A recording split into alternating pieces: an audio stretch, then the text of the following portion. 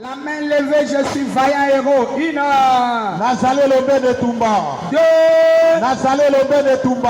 3. Nazale lobe de Tumba. 4. Nazale lobe de Tumba. 5. Nazale lobe de Tumba. 6. Nazale lobe de Tumba. 7.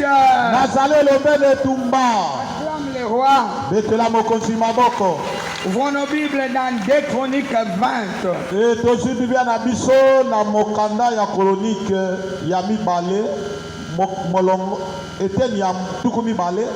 Je lirai à partir du 14e verset. Na kotanga bongo na molongo ya somi na mini. Je lis pour nous au nom puissant de Jésus. Amen. Alors l'Esprit de l'Éternel saisit au milieu de l'assemblée Jacaziel. Et molimo na Nzambe na kati na yangani ezebaki bongo na kosimba Sekaziel. Fils de Zacharie, Mwana ya Zakari, fils de Benadja, mwana ya Benezia, fils de Jéil, mwana ya Zeire. fils de Matania. Ne sois pas distrait, soyez attentifs. Koyeba na kobongisa makanise sala Ne angi. promène pas des regards par-ci par-là. Kotia miso pai te Pose epai na les regards bipai. sur Dieu. Etalela kaka Nzambe. Et Jacaziel dit, soyez attentifs. Ezakaza alobi bosala angele bokeba. Tout Juda et habitants de Jérusalem. Juda nyonso mpe bato bavandi na kati ya Jérusalem. Et toi, roi Josaphat, Mpe yo mokonzi Josaphat, ainsi vous parle l'Éternel. na boye eza kolobela bino Yawe. Ne craignez point, Kobanga te. ne vous effrayez Na point bino mpe kolengalenga te. devant cette multitude nombreuse, Liboso na etuluku ya bato oyo. car ce ne sera pas vous qui combattrez, Ekozala bino te moto bokoyeba na kobunda. ce sera Dieu. Ekozala nde Nzambe. Demain, Lobi descendez contre eux. bokitela bango. Ils vont monter par la colline de Tis, Bakoleka bongo na ngomba ya Tis. et vous les trouverez à l'extrémité de la vallée en face du désert de Jériel. Bino bokozwa bango na suka ya ngomba mpe Dans la vallée du désert de Jériel. na lomwaku ya esobe ya Zeriel. Vous n'aurez point à combattre en cette affaire. Bino bokoyeba na kobundana te na likambo wana te. Présentez-vous seulement. Bokende kaka na esika wana. Présentez-vous seulement. Bokoma kaka na esika wana. Ne recule pas, présente-toi. Ozonga na nsima te metelema wana. Va à cet endroit, Kende na esika wana. là où on sélectionne les gens, Epai oyo bazoponapona bato. là où il y a des combats. Epai bitumba ezali. Présente-toi seulement. Etelema kaka wana. Acclame le roi. Betela mokonzi maboko. Acclame le roi.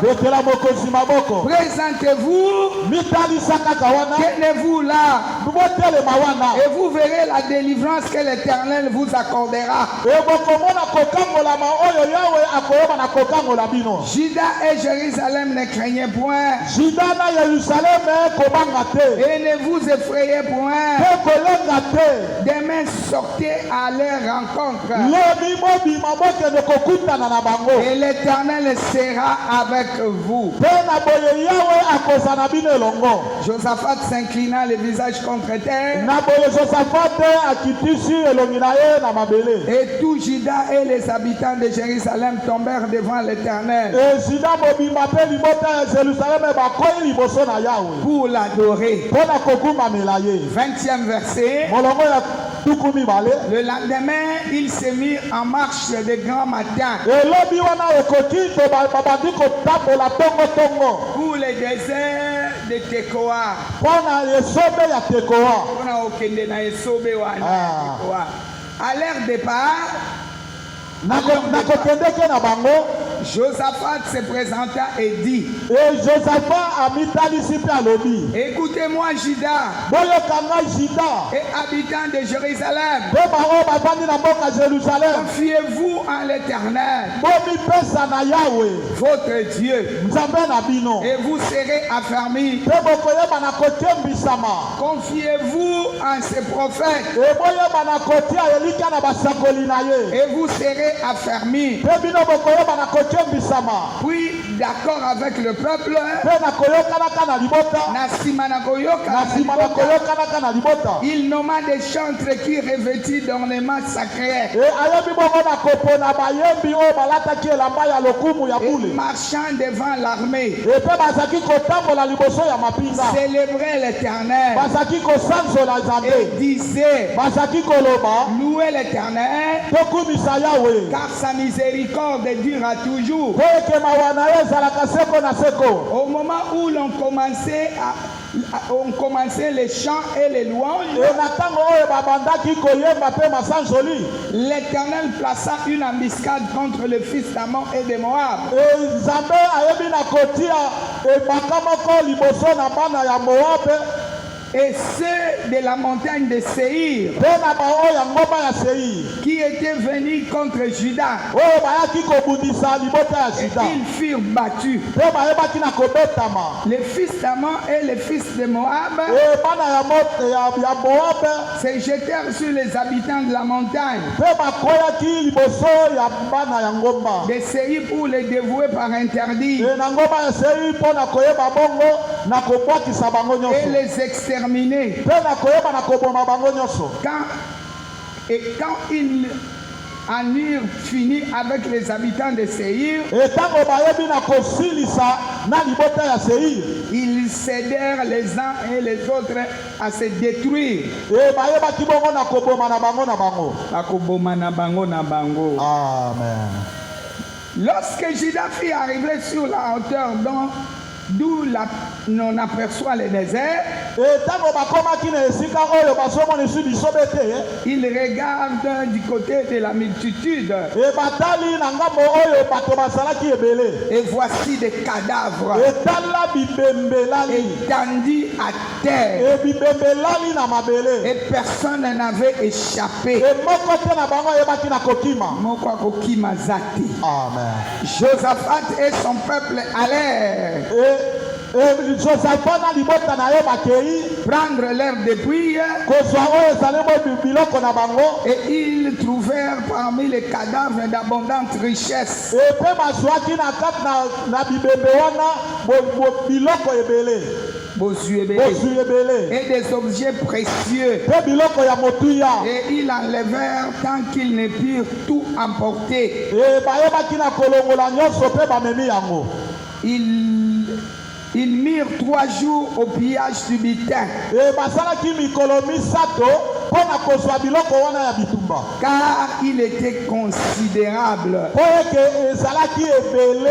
27e verset. Molongo ya tuku mbale na sambo. Tous les hommes de Juda et de Jérusalem avant à leur tête Josaphat. Libota ya Jérusalem na ayant à leur tête Josaphat. Ezalaki na motasaki liboso na bango ezalaki Josaphat. Partir joyeux pour retourner à Jérusalem. Bakendeki na esengo mpo na kozonga na Yerusalem. Car l'Éternel les avait remplis de joie. Po eke Yawe atondisaki bango na esengo. En les délivrant de leurs ennemis. Na kokangolaka bango na maboko na banguna na bango. Ils entrèrent à Jérusalem et dans la maison de l'Éternel au son des luttes, des harpes et des trompettes. La terreur de l'Éternel s'empara de tous les royaumes des autres pays. Lorsqu'ils apprirent que l'Éternel avait combattu contre les ennemis d'Israël, et le royaume de Josaphat fut tranquille. Et son Dieu lui donna du repos de tous côtés. Parole du Seigneur. Je l'aime et je l'accepte. Son Dieu lui donna le repos de tous côtés. Son Dieu lui donna le repos de tous côtés. Je veux que tu acclames avec les cris. Ton Rédempteur est vivant. Ton Rédempteur est vivant. Ton Rédempteur est vivant. Ça ne sera pas par tes forces. Ça sera par Dieu. Avec Dieu, tu feras des exploits. Ce que moi j'aime, il écrasera nos ennemis. Il écrasera nos ennemis. Pose la question à ton ami. Tu as un ennemi. Tu as un ennemi. Donc Dieu l'écrasera. Alléluia. Pose la question à quelqu'un. Tu as un ennemi. Sois calme. Il y a quelqu'un qui te terrasse. Alléluia. Il y a quelqu'un tu ne l'as pas tout saint.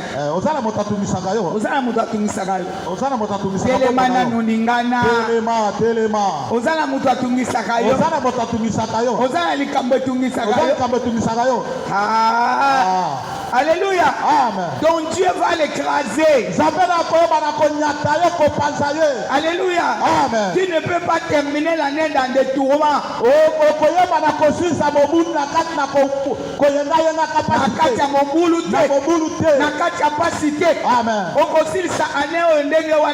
Alléluia. Donc Dieu l'écrasera.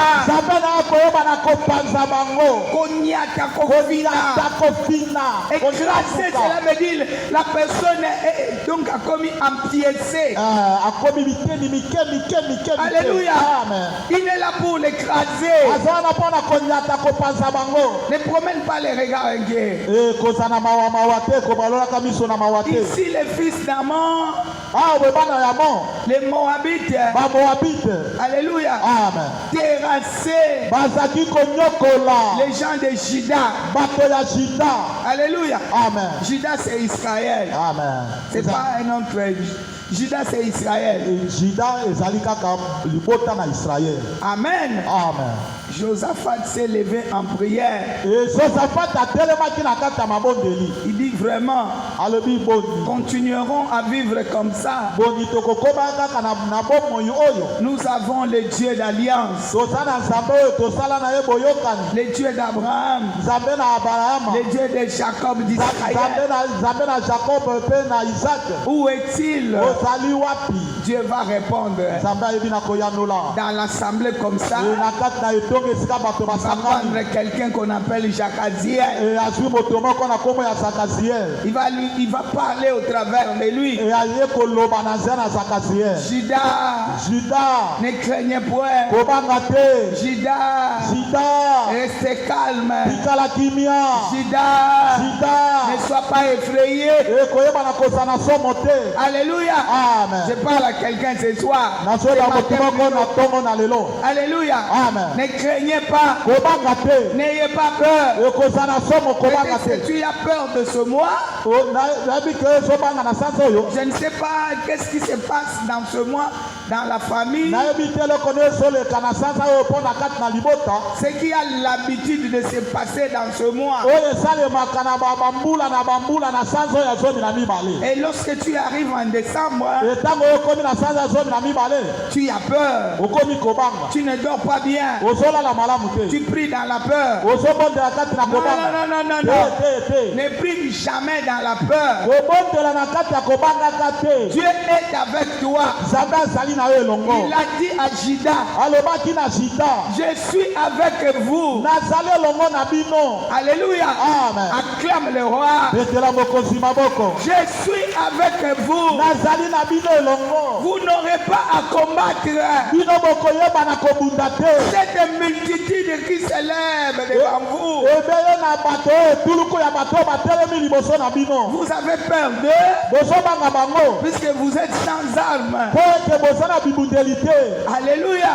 Et vous n'êtes pas de breveter de guerre. Non, non, non, non. Restez calme.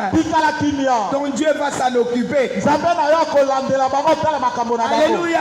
Amen. Toi, tu n'as pas des armes, mais tu as une arme très puissante. Invisible mais puissant. Alléluia. Amen. Il va combattre dans le vide, il combat.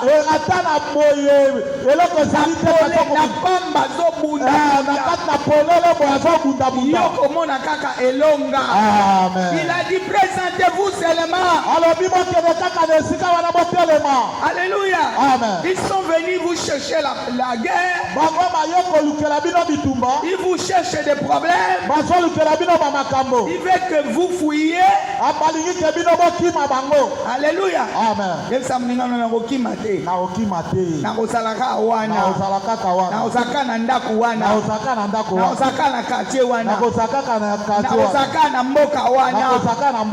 Quelqu'un acclame le Seigneur.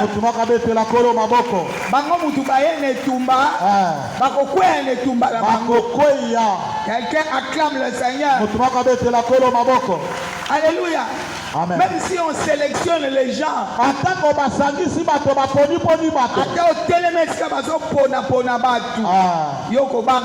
Amen. Toi tu as l'onction de Dieu sur toi.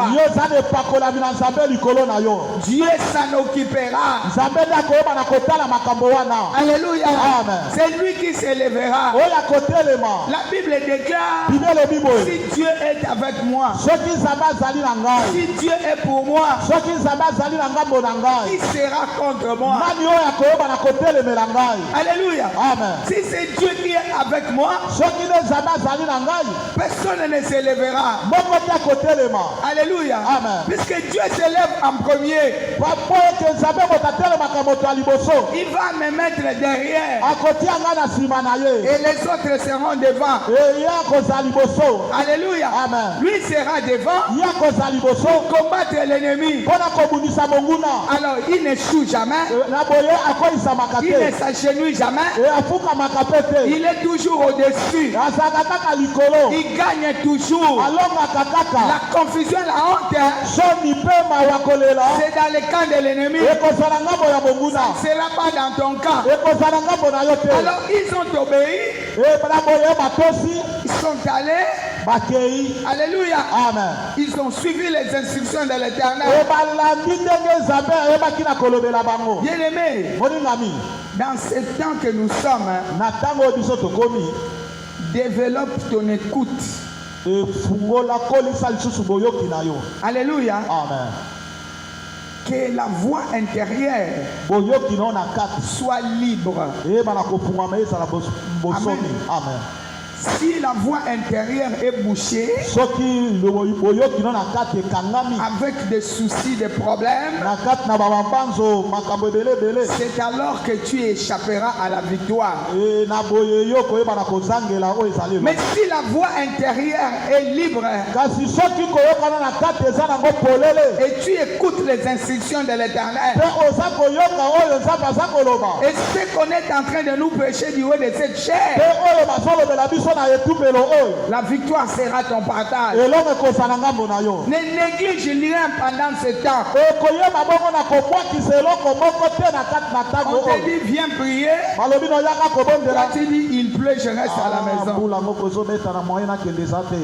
J'avais prié le dimanche. C'est ton problème. Ce n'est pas mon problème. Josaphat leur dira, confiez-vous à l'Éternel et à ses prophètes.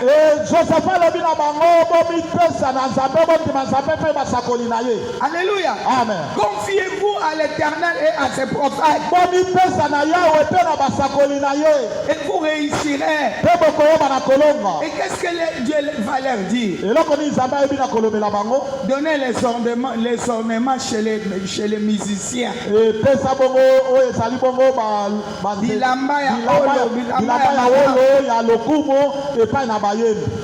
Si c'était toi, tu allais dire, les musiciens vont faire quoi?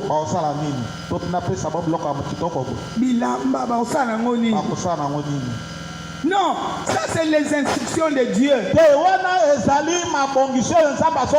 Il prend des choses viles pour confondre les mondes. Dieu ne combat pas avec les biceps. Non, il peut prendre une pierre, un bâton. Mais ici, il avait donné l'ordre de donner les ornements à Noche, les chantres.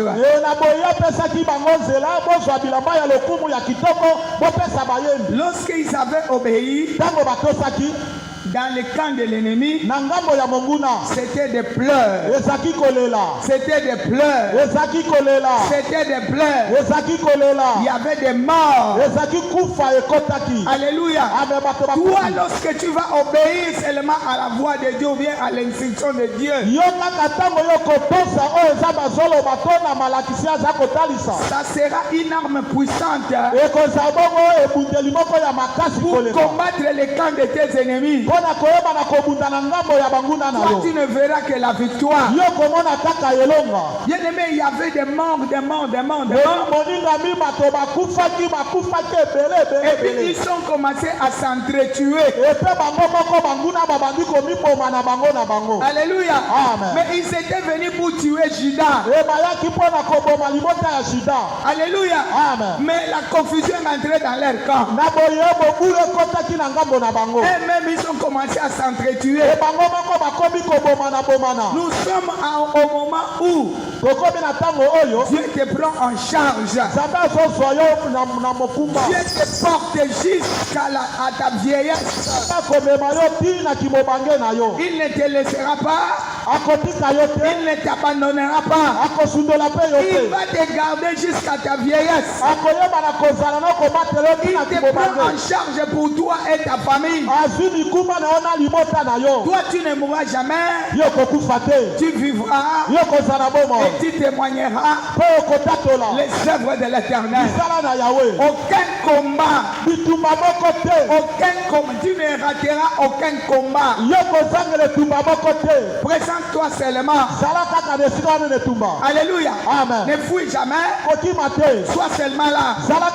Ton Rédempteur est là. Sois seulement là. L'Éternel combat pour toi. Sois seulement là. Il va remettre la confusion dans le camp de l'ennemi. Sois seulement là. Il va frayer les chemins dans le désert. Sois seulement là. Il va manger l'impossibilité. Les gens qui te disent c'est impossible, c'est pas le langage de Dieu. Alléluia. Amen. Voilà pourquoi il ne faut pas écouter tout le monde. Toi tu as Dieu, les autres n'en ont pas. Alléluia. Amen. Si c'est que Dieu te montre ou bien comment Dieu te conduit,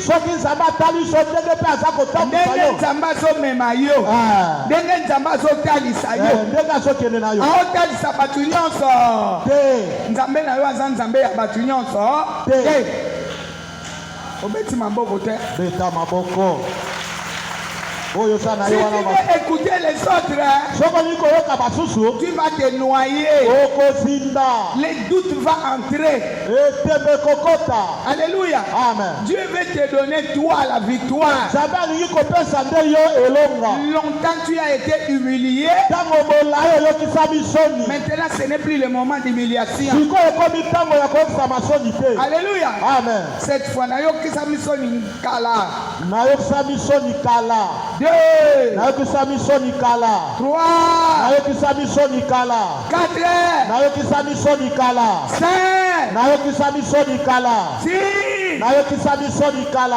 7.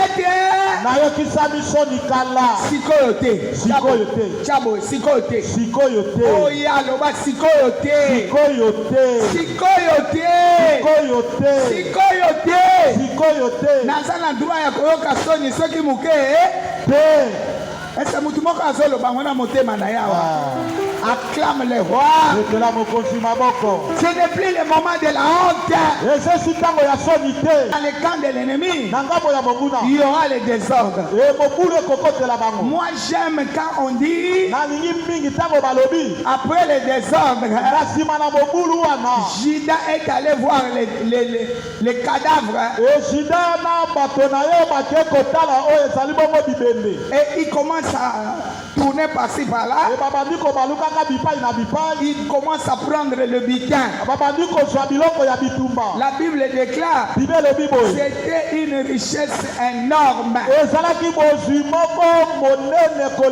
Alléluia. Amen. Et Judas a tout récupéré. C'est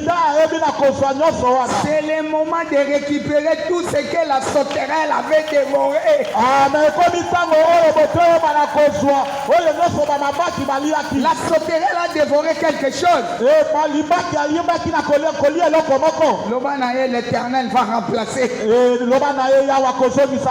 L'Éternel va remplacer. L'Éternel va remplacer. L'Éternel va remplacer. Je ne resterai plus tel que tu m'avais mis. Position Jakinga wana. Nzamba longolinga yango. Amen. Betela nkolo maboko. Betela nkolo maboko. Beta maboko na milolo. Nzamba longolinga na position wana. Oyo tiakinga na yango. Le diable voulait ta honte. Satan alingaki soni na yo. Le diable voulait ton échec. Satan alingaki kokolisama na yo. Mais le Rédempteur s'est levé. Kasi mosikoli atelemi. Il a dit je vais payer ce prix. Alobinga na kofuta talo na likambo. Je vais payer ce prix. Na kofuta talo na likambo. Prenez-moi, crucifiez-moi. Bozwa ngai bobaka nga ne koloso. Humiliez-moi. Bozokisanga soni. Jetez l'opprobre sur moi. Bobwakisa makambo nyonso mabe likolo na nga. Laissez-les en paix. Tika bango na je leur donne ma victoire. Je les couvre par mon sang. Lorsqu'on posera la question, ils vont présenter le sang. Et le sang de Jésus criera la victoire dans ta vie. Quelqu'un acclame le Seigneur. Makila na Yesu ezoganga na bomo inangaye. Makila na Yesu ezoganga na bomo inangaye. Makila ezoganga elonga. Ezoganga bikamwa. Ezoganga komata. Ezoganga kobonga. Ezoganga kopamwama. Na kueshue ata mokolo moko. Acclame le roi. Je n'échouerai jamais. Est-ce que c'est la moutouazo sur le Kateliawa? Amen. La terreur de l'Éternel s'empara de tous les royaumes des autres pays.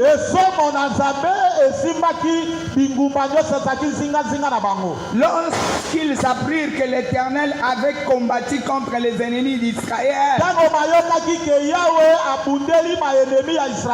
et les royaumes de Josaphat fut tranquille, et son Dieu lui donna du repos de tous côtés. Acclame le roi. Acclame le roi. Bien-aimé, il est le même hier, aujourd'hui, éternellement. Lui qui a combattu pour Judas l'autre fois, au temps de la Bible, il a combattu pour Judas. Alléluia. Amen. Et en ce moment ici, il combat pour toi. Il va entrer dans le repos. Et bon moïnayo kopesa somme. Nazolobe la mutu moko. Bon moïnayo kopesa somme. Alléluia. Banguna ya vina yo. Bakozwa somme. Bako likambo nini oyo. Oyo elonga modèle nini oyo. Oyo bikamo ya modèle nini oyo. Oyo kobonga ya modèle nini oyo. Mutu aza mutu lolenge mususu. Aza mutu batu basimbaka te. Mutu bakangaka nzela te. Mutu babotolaka eloko te. Acclame le roi. Alléluia. Amen. Tu n'es pas comme tout le monde. Tu es différent. Tu as la valeur aux yeux de l'Éternel. Pour toi, Dieu va livrer même toute une nation. Tu as de la valeur. Les gens qui te négligent, c'est leur problème. Ils vivront la main de Dieu dans ta vie. Ils vont vivre la main de l'Éternel sur ta vie. Alléluia. Amen. Toi, tu n'es pas n'importe qui.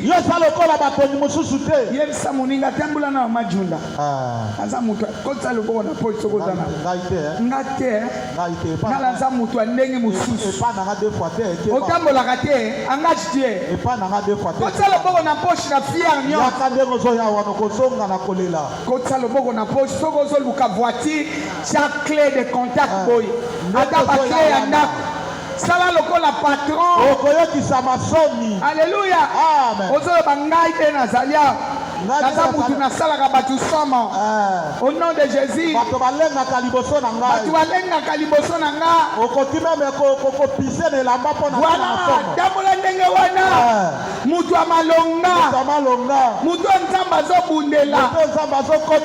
Au nom de Jésus. Les gens pensent qu'ils donnent des bouillets, mais eux-mêmes se sont débrouillés. Et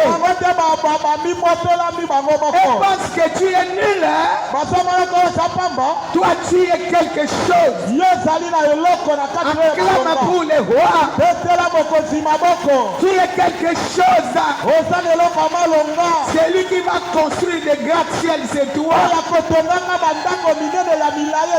C'est lui qui va rassembler les gens, c'est toi. C'est lui que les gens vont suivre, c'est toi. C'est lui que les gens commenceront à chercher l'audience. Alléluia. Alléluia. Amen.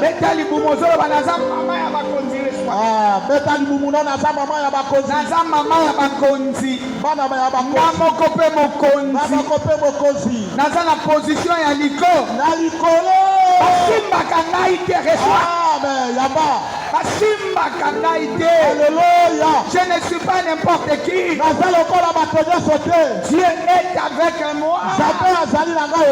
Dieu est avec moi. Je ne combats jamais. C'est Dieu qui combat pour moi. Regarde celui qui est à côté de toi. Papa,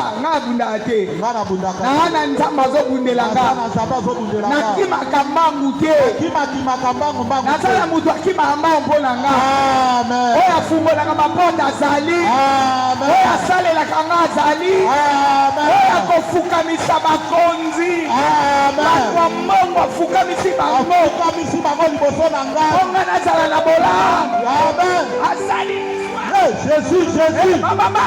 Alléluia. Jésus, Jésus. Alléluia. Alléluia. Jésus. Amen.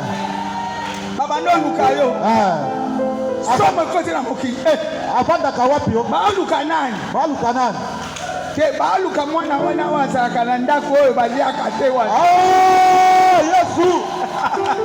Alléluia. Baliaka te.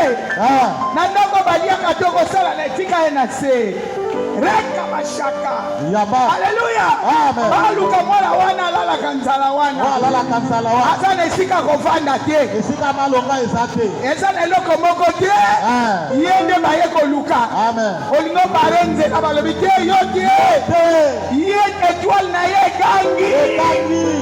Étoile na ye gangi. Amen. Étoile na ye gangi. Alléluia. Étoile na ye gangi. Amen. Acclame le roi. Nous sommes arrivés au moment où ton étoile va percer les ténèbres. Je parle à quelqu'un qui avait floué ton étoile. À partir de maintenant, je me tiens à mon alliance. Et je déclare, ton étoile va percer les ténèbres. Ton étoile va percer les ténèbres. Les gens les verront. Ton étoile percera les ténèbres. Tu vas être distingué. Alléluia. Amen. Tu es quelqu'un de distinction. Alléluia. Amen. Tu n'es pas n'importe qui. Tu n'es pas n'importe qui. Tu n'es pas n'importe qui. Au nom puissant de Jésus. Tu n'es pas n'importe qui. Tu as l'étoile qui va bouger. Puisque ce n'est pas toi-même qui combat. L'Éternel combat pour moi. L'Éternel combat pour moi. L'Éternel combat pour moi. L'Éternel combat pour moi. L'Éternel combat pour toi. Il est avec toi. Il est avec toi. La makasi na yote. Toi, quand on dit comme ça, tu te regardes. Je n'ai pas de biceps. Je n'ai pas fait les judo. Mais je ne suis pas dans une famille connue. Mais qui va faire ça? L'Éternel va faire ça. Alléluia. Amen. Qui va faire ça? L'Éternel va faire ça. Alléluia. Ne regarde pas aux hommes. Lorsque Jésus a fait, il ne savait pas qui va faire. L'air azakole là. Ayebakite nana kosala makambo. Mutu akosala makambo ya zali. Amen. Na sando yokoti oyo. Atetikali 0 minute 0 seconde. Loba na kokota. Ata mwe 1 minute na kosala nini? Alléluia. Amen. Ata mwe 1 minute ngape na kozala. Na kolia na batu minene. Ce n'est pas que je resterai comme ça. Non, ne te vois pas inutile, ne te minimise pas. Il y a quelqu'un qui fait le chemin dans le désert. Il s'appelle Yoshua Hamashiach. C'est pas pour rien qu'il t'a gracié. Tu n'es pas sous la malédiction. La Bible déclare en Christ Jésus, il n'y a point de condamnation. Qui sont en Jésus ici? Amen. Tu es en Jésus. Mais tu es quelqu'un épargné. Tu es quelqu'un épargné.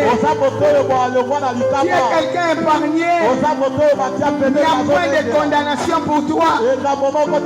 Tu es une nouvelle espèce. Olakama malam. Amen. Nazane lakeli ya bolamu. Tuna yo la kama mabe. Angate nga nazane lakeli ya bolamu. Amen. Nga naza muto babonga kisanga pona bonga. Alléluia. Nakende liboso. Alléluia. Nazala na place ya munene. Nga naza wana te pona nazala na sima. Voilà, c'est lui qui est à côté de toi. Dis à ton voisin. Comment on a beauté quand on a déjà photo. Et comme on a mis colombe sous au copou, ça n'a pas mis ça l'effort. Ça l'effort au Luca. Oh Luca photographe. Ozala na photo nanga. Témoignage.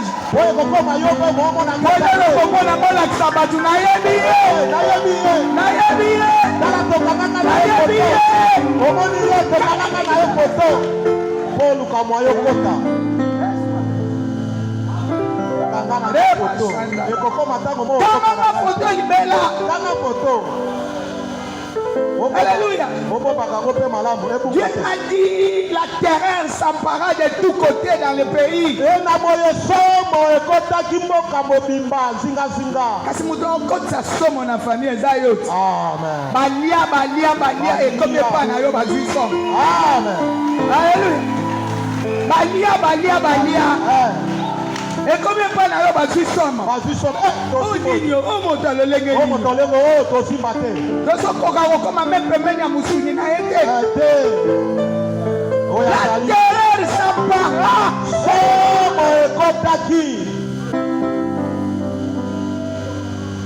Les gens ne comprendront pas. Oui, il a connu a commis nango. Christ à moi. Espérance de la gloire. Revêtu de l'esprit comme Gédéon. Alléluia. Amen. Revêtu de l'esprit comme Gédéon. Alléluia. Amen. Commence à faire des choses étonnantes. Il n'a plus peur de balles. Il renverse l'hôtel de balles. Alléluia. Amen. Les matins, les gens commencent à poser la question. Qui a fait cela? Oh, c'est Gédéon. Oh, qu'il meurt. Son père lui-même sort. Le propriétaire de l'hôtel. Il sort. Non. Si balle est Dieu. Mais laisse balle combattre. Alléluia. Amen. Vous n'allez pas combattre pour balle. Les gens regardent, mais Akufite Ndengeni. Et là, quand il est Panzani, mais il est Akufite. Et là, quand il est Sili Makasi, mais il est Akufite. Et là, quand il est Zombo Malisusuté, mais il est Akufite. Et là, quand ils ont salé la bâtiment, mais il est Akufite.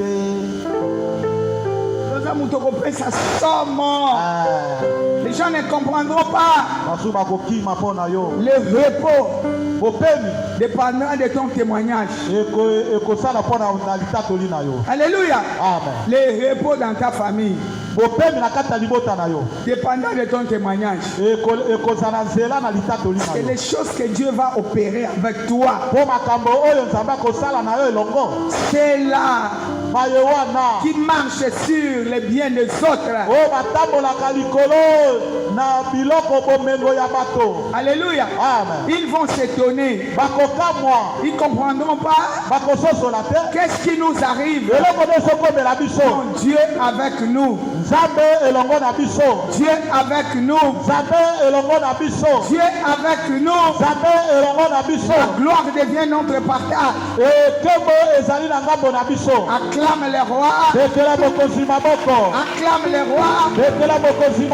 La victoire est notre partage. La victoire est notre partage. Qu'il pleuve, qu'il neige, toi tu as la victoire entre tes mains.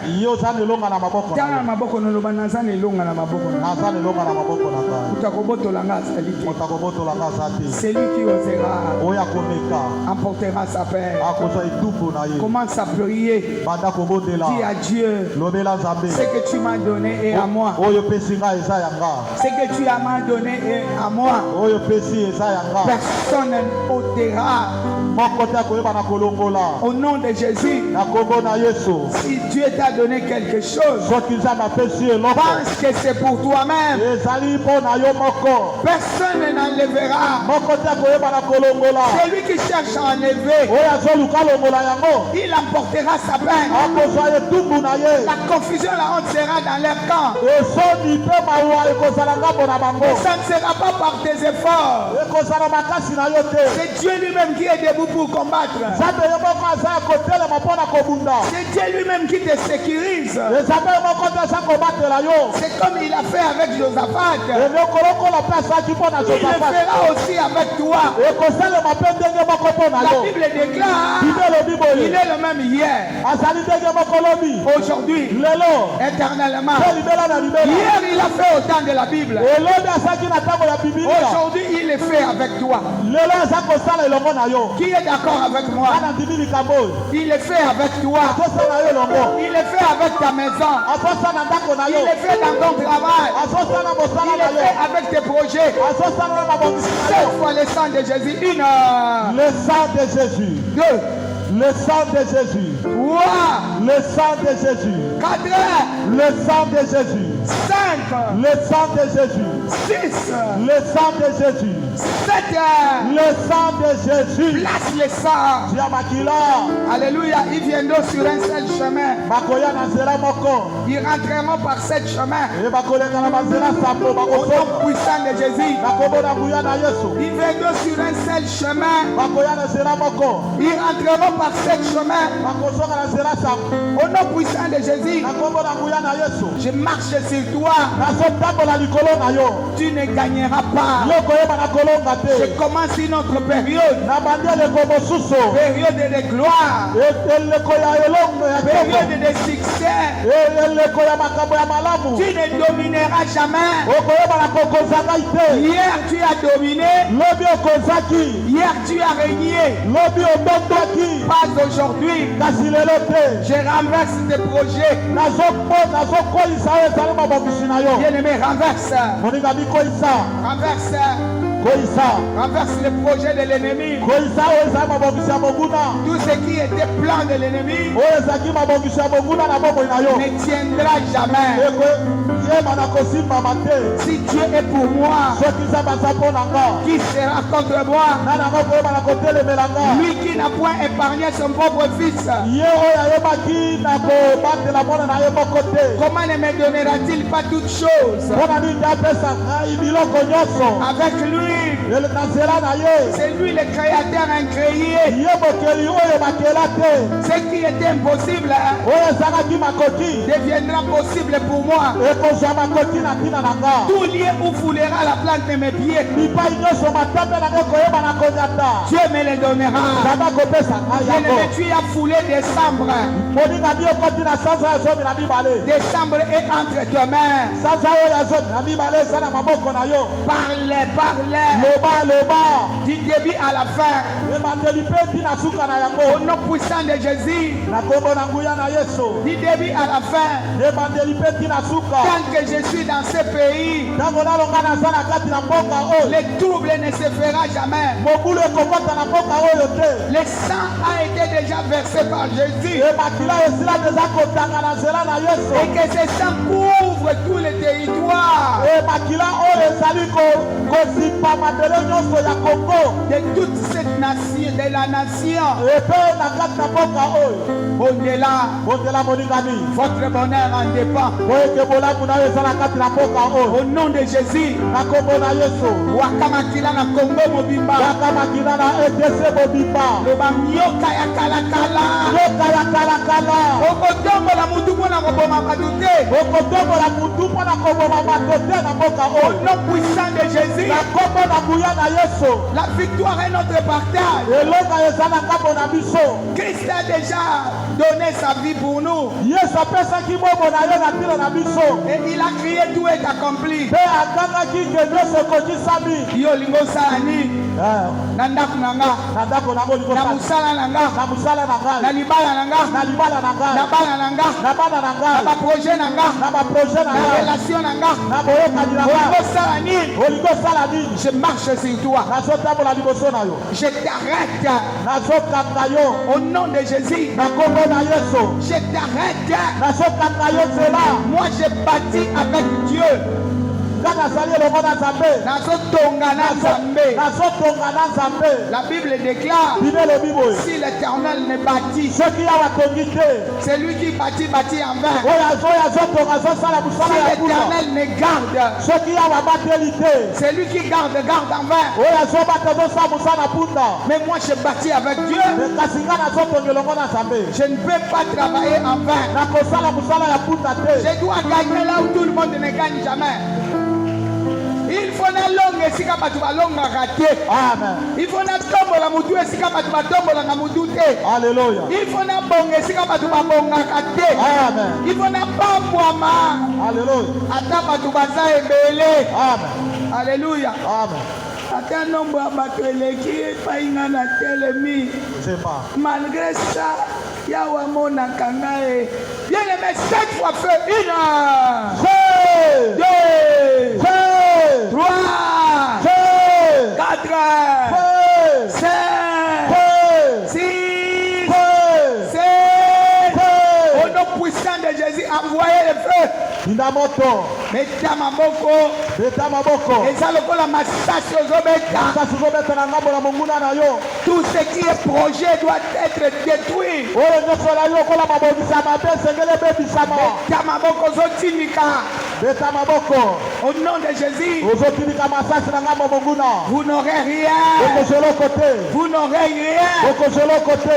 Je marche la tête levée. Nazotambola mutu ya côté lema. Vous n'aurez rien. Okozolo côté. J'ai la protection de Dieu. Vous n'aurez rien. Je mettrai au monde. Je vais me marier. Tu parles comme ça. Je vais travailler. J'aurai ce que mon cœur veut. Je toucherai des millions. Car l'or et l'argent lui appartient. Je suis héritier. Je suis héritière. Au nom puissant de Jésus. Le feu, le feu, le feu, le feu. Jésus. Zika. Zika kufa beba. Okotombo la mutute. Amen. Landa o bakunda epana yo. Alléluia. O bakunda liboso ndam. O bakunda liboso etonga. Alléluia. Landa yango. Moto. Au nom de Jésus. Moto. Yonani. Ofluenga. Yo oye banako tia mbomo na ngambo bulu mamona te. Au nom de Jésus. Nakombo na Yesu. Lata makila. Lata makila. Kota na monde invisible. Kota na mokilo mona na kate. Renverse. Koisa. Tout ce qu'on a mis devant toi. Oye nyoso batili boso na yo. Au nom de Jésus. Nakombo na Yesu. Quel hôtel on cite ton nom. Et tu me le dis au basotanga kombo na yo. Anil. Longola. C'est l'hôtel de Golgotha qui gagne. Aucun hôtel de sorciers. De marabouts. Aucun hôtel de féticheur qui va réussir. C'est toi avec ton Dieu qui réussit. Entre. Dans le monde invisible. Na lati makila. Na koti. Ezala na zamba. Ezala na mai. Ezala na cimetière. Na koti. Au nom de Jésus. Annule vos projets. Au nom puissant de Jésus. Le géant de la mort.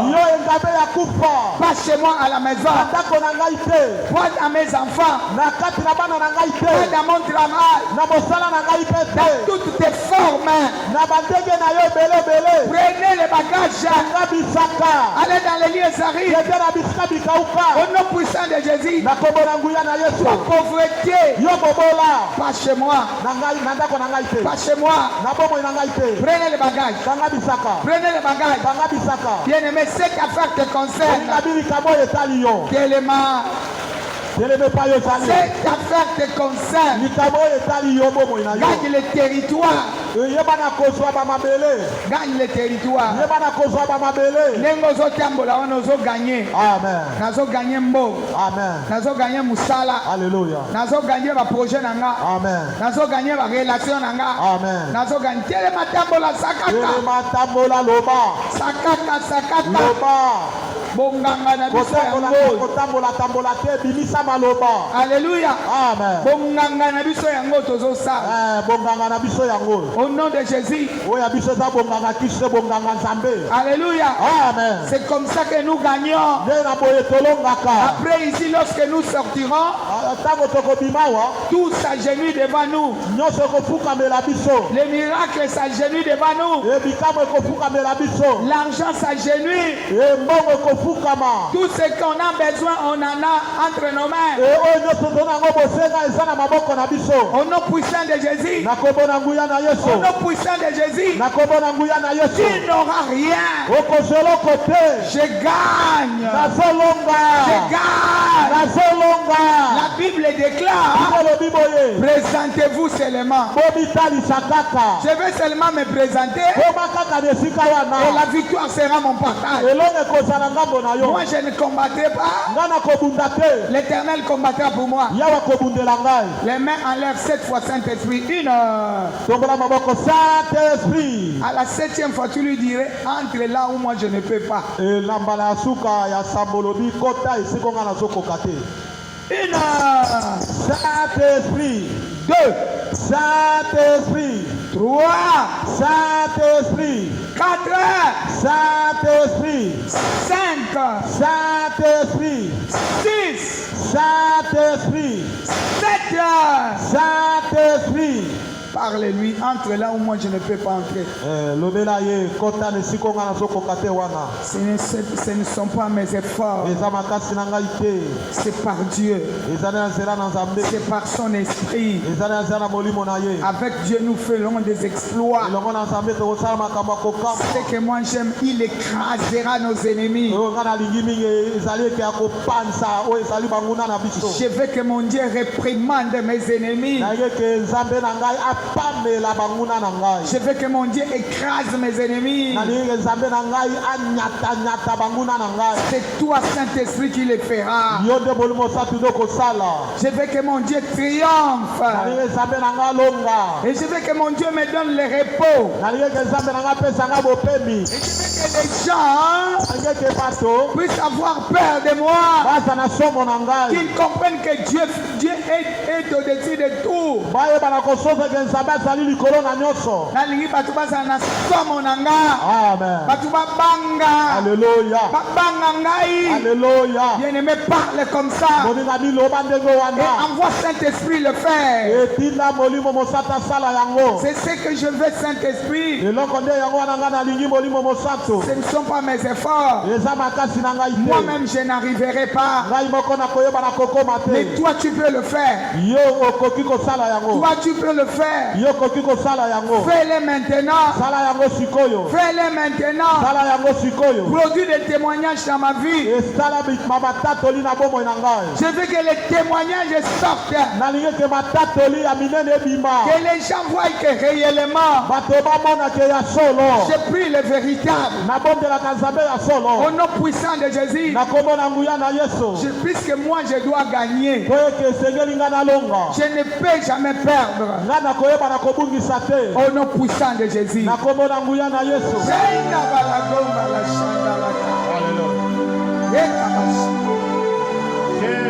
voulons conclure l'alliance avec le Dieu qui va nous accompagner. Il sera avec nous devant les combats, devant les sélections. Il sera avec nous. C'est lui qui vient de nous dire que nous gardions silence. Il combattra pour nous. Nous voulons faire l'alliance avec lui. Ceci est le corps. C'est son corps. Meurtri, condamné, maudit pour toi et moi. S'il n'avait pas accepté cela, on ne serait pas des gagnants. On ne relèvera pas la tête. On ne parlera même pas. On sera caché quelque part, je ne sais où. cause du travail de son âme. Aujourd'hui, nous ne sommes pas des vainqueurs. Nous sommes plus que vainqueurs. Rendons grâce à notre Dieu. Oh Seigneur, merci. Je sois épargné, racheté, relevé la tête. Merci Papa. En ce jour merveilleux, nous voulons encore faire une nouvelle alliance avec toi. À partir d'aujourd'hui jusqu'à 2024, toi tu marcheras avec nous. Toi tu combattras pour nous. Et la victoire sera toujours de notre côté. Au nom puissant de Jésus, mangeons le pain.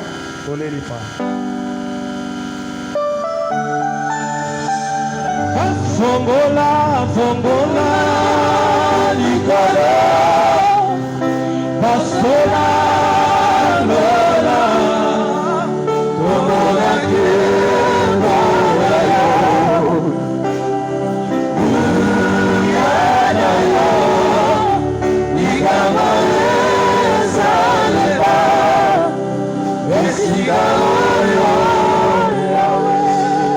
Après avoir mangé,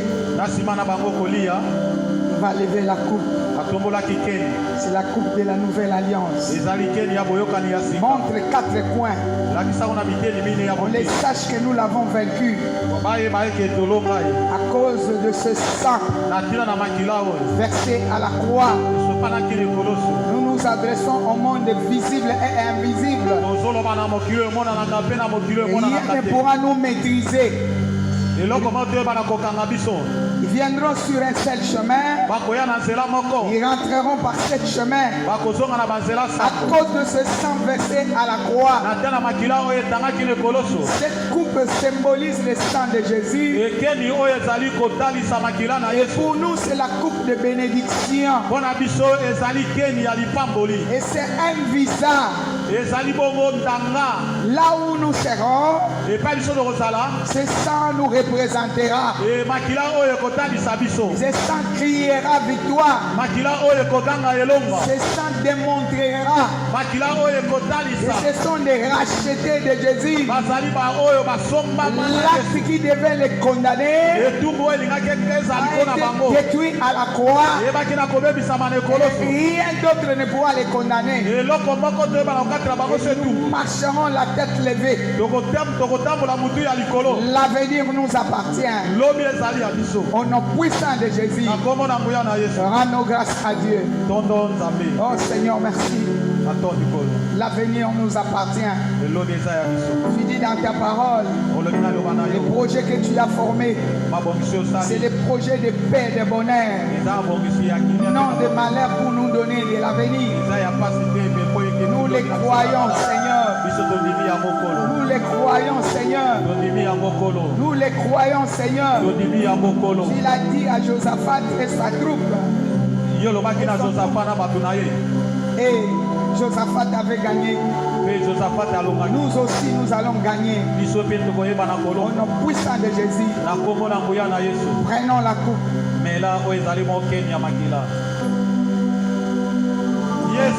y a quelque chose qui se passe. Il y a quelque chose qui se passe. Tu es connecté au trône. Tu es connecté au trône. Tu deviens une autre personne. Dans tout ce que tu feras, rien ne pourra te troubler. Au nom puissant de Jésus, c'est lui qui osera, apportera sa paix. Étendez les mains vers moi. Faites comme si vous me touchez. 7 fois puissance. 1. Puissance. 2. Puissance. 3. Puissance. 4. Puissance. 5. Puissance. 6. Puissance. 7. Puissance. Et recevez la puissance de Dieu. Reçois au nom de Jésus. Alléluia. Alléluia. Il visite ta vie. pas la même personne. Hier tu étais inutile. On pouvait marcher sur toi. Pas aujourd'hui. Dieu est avec toi. Dieu est avec toi. Tu es dans le camp de Dieu. Dans le camp de Dieu, il n'y a pas d'échec. Il n'y a pas de compromission. 7 fois puissance. 1, Puissance. 2, Puissance. 3, Puissance. 4, Puissance. 5, Puissance. 6, Puissance. 7. Puissance. Et recevez la puissance de Je Dieu. reçois au nom de Jésus. J'installe dans ta vie. Je vois quelqu'un en train de traverser. Quitte les noirs. Entrer dans la lumière. Je vois quelqu'un en train de traverser. Tu ne resteras plus dans les noirs. Tu ne resteras plus dans les noirs. La lumière éclaire ta vie. Je parle à quelqu'un. Tu traverseras. Tu arriveras. Tu toucheras. Tu glorifieras l'Éternel. Je parle à quelqu'un. Je parle à quelqu'un. Reste à la grâce. Yamba.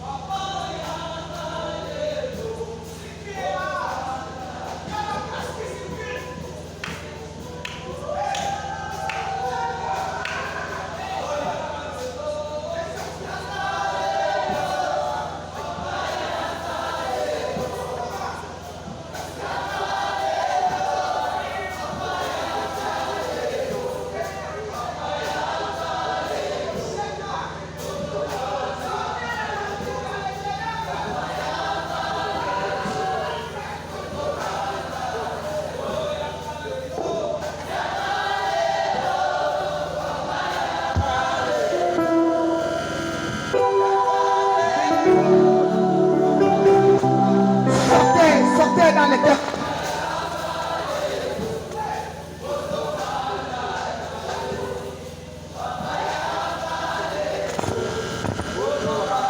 Alléluia.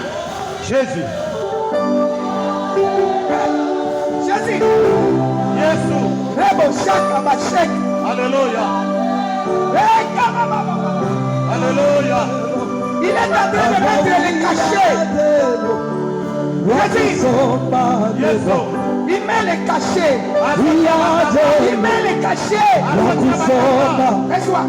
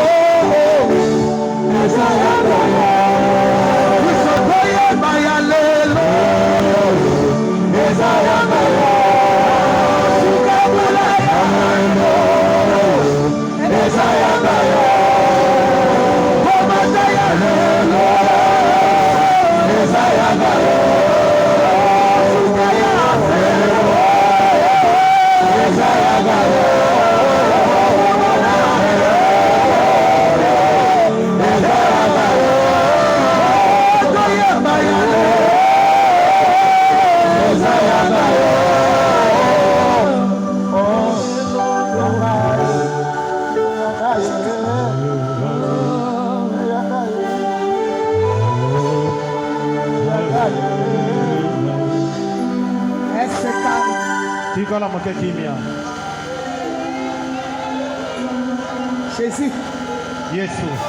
Jésus. Jésus. Tu ne resteras pas dans les ténèbres. J'ai vu ça. J'ai vu ça. J'ai vu ça. Tu sortiras. Tu sortiras. Tu sortiras. Tu sortiras. Tu sortiras. Ce n'est plus le moment que tu restes dans les ténèbres. Ouais. Ce n'est plus le moment. Shekabashaka. Alléluia. Shekabashaka. Jésus. Shekabashaka. Jésus.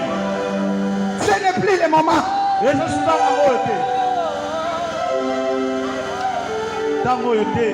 n'est plus le moment. Reçois. Ce n'est plus le moment. Dieu veut t'assister. Il veut t'assister. Dans tout ce que tu feras, il va t'assister. Les miracles sera ton partage. Recevez les miracles. Recevez les miracles. Recevez. Recevez. Recevez. Recevez. Yaba.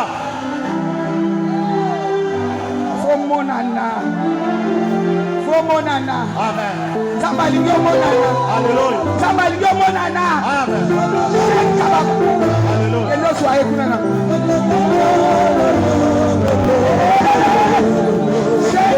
Baba. Baba Shaka.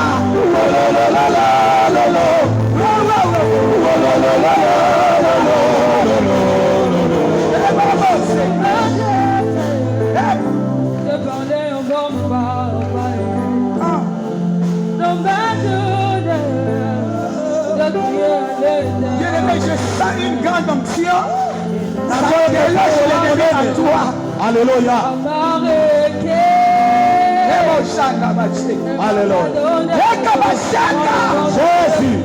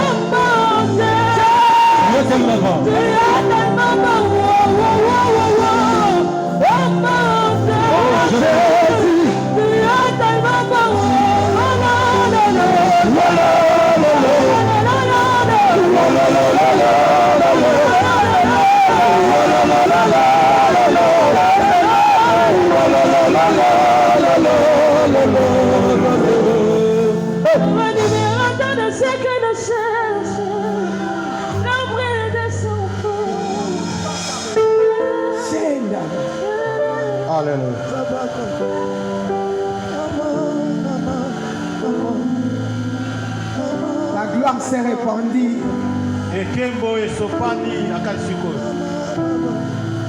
C'est ton miracle. C'est un nouveau jour pour toi. C'est un commencement pour toi. C'est un commencement. C'est un commencement. Entre dans ce commencement.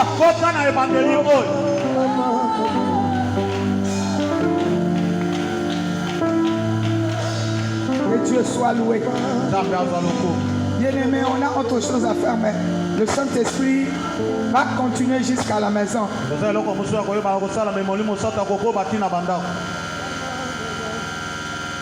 Je suis obligé. Jésus, merci. Je suis obligé. Merci, Jésus. Hey! Jésus. Hey! Jésus. Hey! Jésus. Hey! Jésus. Alléluia. Jésus. Yamba.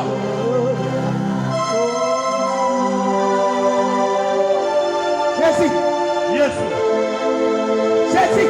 Jésus. Merci, Saint-Esprit. Merci, Saint-Esprit. Merci. Merci.